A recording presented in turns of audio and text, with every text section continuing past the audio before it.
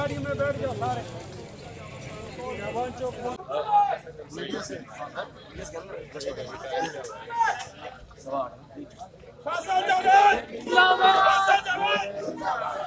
इंशाल्लाह कि नॉकआउट इंशाल्लाह यही होंगे।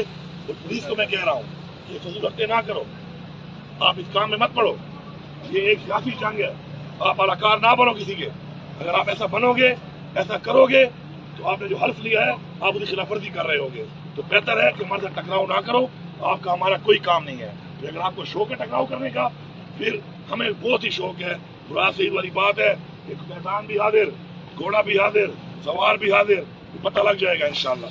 अच्छा, एक चीज मैं इसमें बता दूं कि फिर ये देख लेंगे कि सुबह तक ये 27 किलोमीटर जो है, जो इनके गलत हुक्म मान रहे हैं, आईन के खिलाफ, कानून के खिलाफ जो हुक्म मान रहे हैं, ये 27 किलोमीटर इनके लिए जेल बना के देंगे, दिखाएंगे। मैं आपको लिख के देता हूँ कि ये 27 किलोमीटर हम जेल बना के दिखाएंगे इंशाल्लाह।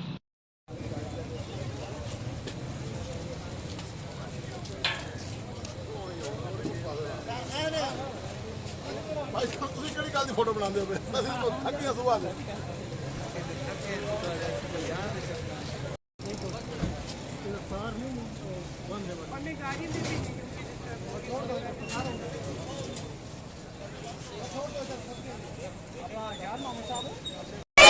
पाकिस्तान का मतलब क्या?